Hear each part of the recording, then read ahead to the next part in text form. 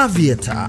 Rusha ndege, ushinde. Wapi utatua? Uamuzi ni wako. Aviator inapatikana kupitia pmbet.co.tz.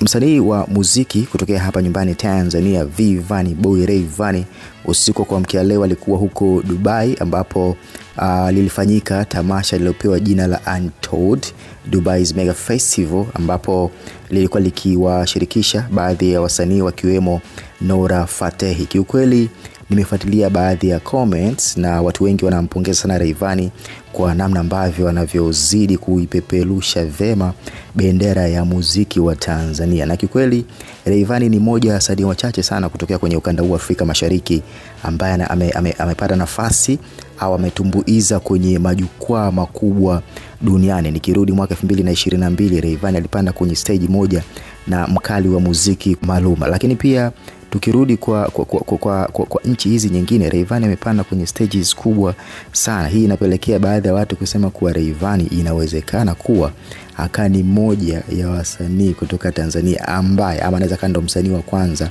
ambaye atakuja kuileta tuzo ya Grammy. Ni baadhi ya watu ndivyo ambavyo wanasema, na hii ni kulingana na namna ambavyo msanii huyu anavyofanya kazi. Kiukweli Rayvanny anajituma sana. Unajua kuna kipindi ambacho watu walikuwa wakidhani kuwa maybe Diamond ndiye ambaye ataleta tuzo ya Grammy, lakini kuna baadhi ya watu wanapingana na hiyo kauli, wanasema kwa Rayvanny ndiye msanii pekee ambaye ataleta tuzo ya Grammy. Lakini pia naomba nikwambie kwenye nchi ya Tanzania ama kwa ukanda wa Afrika Mashariki, wasanii pekee wenye tuzo ya BET ni Rayvanny pamoja na Eddy Kenzo. Kwa Tanzania ni Rayvanny pekee yake ndiye ambaye ana tuzo hiyo, lakini tukirudi kwa Afrika Mashariki ni Rayvanny na Eddy Kenzo. Kwa hiyo unaweza kuona ni namna gani Rayvanny muziki wake umeweza kusogea, lakini pia na collaboration ambazo anazifanya na wasanii tofauti kutoka nchi tofauti.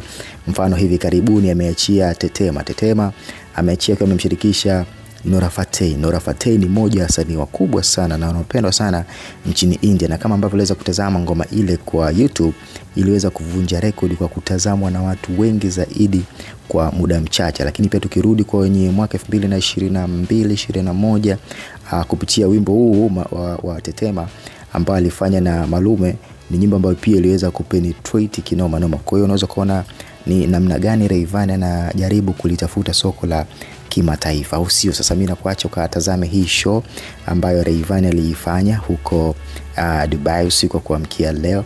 Lakini pia ningependa nisikie maoni yako na lipi la kuzungumza kuhusiana na Rayvanny kwenye mchakato huu wa tuzo za Grammy kwa miaka ijayo, kwa sababu kwa mwaka huu kiukweli kwa hapa Tanzania hakuna msanii ambaye amekuwa introduced kwa miaka ijayo. Au na wewe unaungana na wale watu ambao wanasema Rayvanny anaweza kani moja ya wasanii ama anaweza kando msanii wa kwanza kuileta tuzo ya Grammy? Dondosha comment yako hapo. And I want to send message back home. I want to see the love from Dubai. Let me see lights from your phone. Let me see lights from your phone. If you have a camera, I want people to see the crowd, right? Let me see lights from your phone. Let me see lights from your phone. Let me see lights from your phone.